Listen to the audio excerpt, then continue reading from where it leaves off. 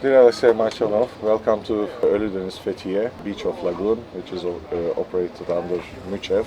I would like to ask you several questions about your progress. You have been to Far East for diving, and how was your progress there? Oh, this year is just starts for me. It's the beginning of the season. All the big competitions will be in September, October, and now I'm doing my preparation for the deep season and quite big dives. And here I was doing 100-meter dives with bifins, and without fins I was doing 80 meters, 85 meters. I'm very happy with conditions, how my training were overall organized. It was really smooth operations, like really easy to go out and dive and train. But that's for me the purpose of this visit and training is to understand the conditions and to get ready for the deep season. You have covered almost my some of the questions. Yeah, you didn't ask for instance, you didn't ask for paramedic, but we wanted to keep the in case of any needs. Coast Guard was here to secure your area, diving area.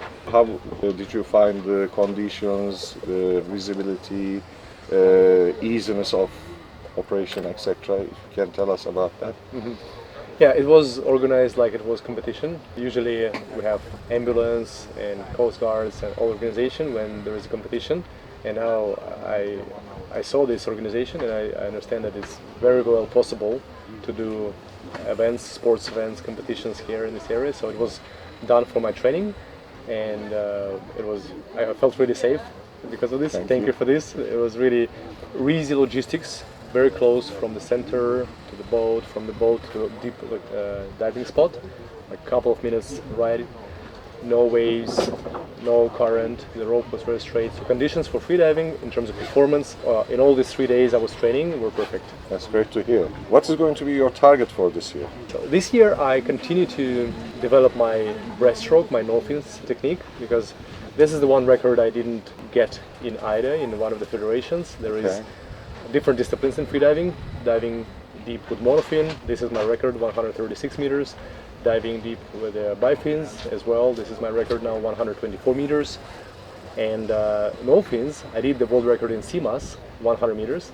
But in AIDA, outside of competition, still the record is 102. It's not in competition, but it's like with judges.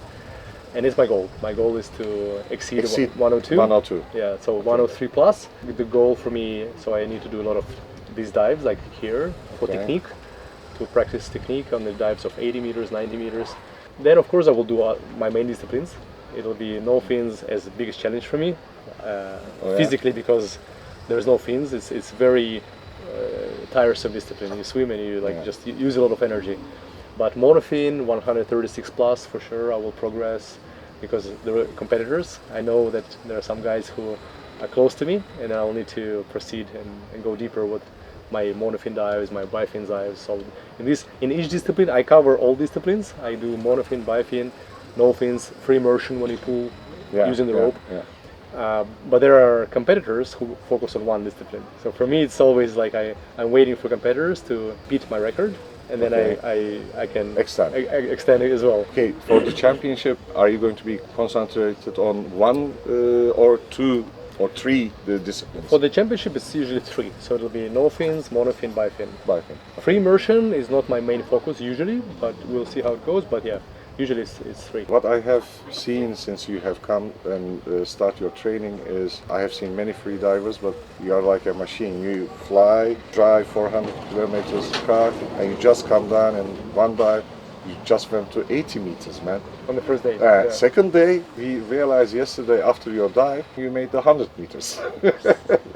So what do you think about that? Well, for me, I'm diving for so many years, and for me, when I'm pushing my limits, when I'm close to my best results, of course I cannot do this after landing, after my flights, after driving a lot. So then I need to be very, very focused. But if it's somewhere in the range of 80% of my personal best, so 80-meter dive is something I can do very confidently. It's a deep dive, but it's something still I have always in me. And 100-meter dive with bifins as well, it's also like 80% of my personal best dive. As well, it's like 80% is something I feel very confident about. So yeah, I think being somewhere in this range, 80-90%, I can do this without too much preparation. As soon as it's close to my 100%, close to my record, then it's a different game. Like the last few percent are the hardest one. I'm sure you will have minimum of 3 records this year. I feel like that. Thank you. That's the plan. Alexey, as a numberless world records and championships you have, can you tell us the newcomers about the freediving? Of course, and freediving is a sport where you dive underwater without breathing, without tank, and it can be done in the open water, in the sea, it can be done in the pool, and there is a sport. Some athletes who do this for records. The records will be as deep, going as deep as possible, going as far as possible in the pool, or holding the breath for as long as possible. And this part of the sport is important, but then there is a very big part of the sport which is about exploration, traveling and seeing underwater beautiful locations, underwater museums, underwater shipwrecks, some beautiful objects and animals, interaction with the animals, turtles, dolphins, somebody like shark as well, and whales. So in this interaction, this exploration is a big part of freediving, is an important part of freediving. Making pictures, doing scientific studies, you can do some science while doing freediving, take samples and explore the reefs and the health of the reefs, for example.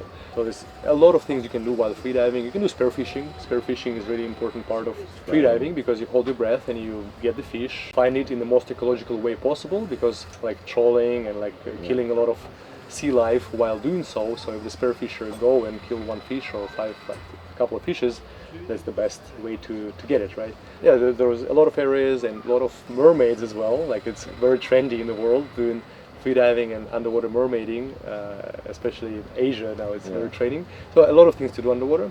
Another big area of why freediving is important for health and for people in general is this what it does for you internally. So freediving helps you to develop your lungs, helps you to develop your cardiovascular system, heart, all the blood vessels, because your heart works really in different mode when you freedive. So it's good for general health, and it's good for mental health as well, because it teaches you how to calm down.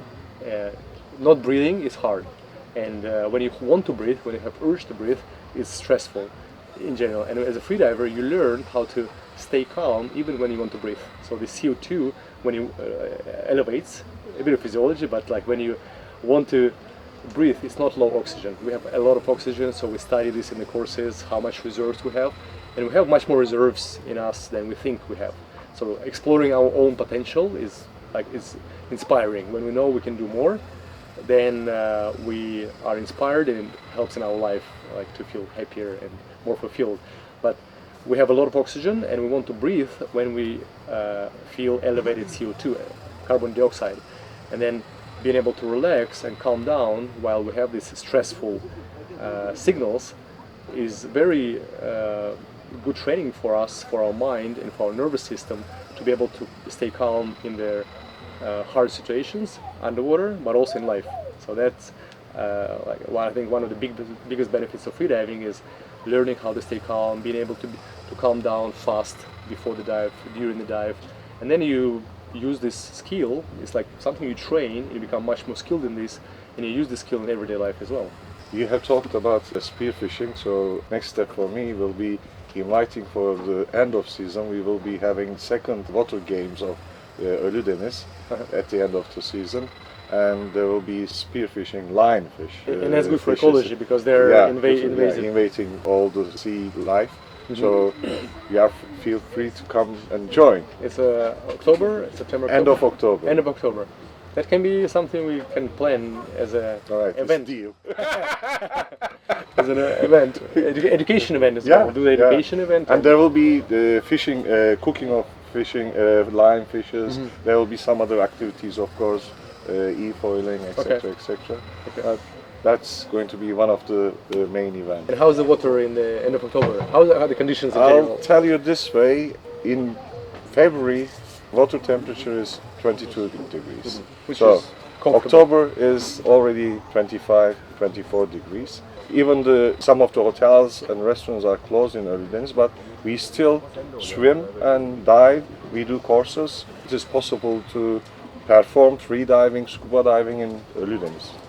That's what I think is looking at the conditions and the temperature in the water now. I think the season is very long, and with some ideas we shared about warming up in Showering, the winter. yeah. It can be even year round as well. Yeah, year around it could be a free diving resort. We will be expecting your input in the infrastructure. I'll be happy to. Thank you. Thank you. Thank you very much for everything. Thank you.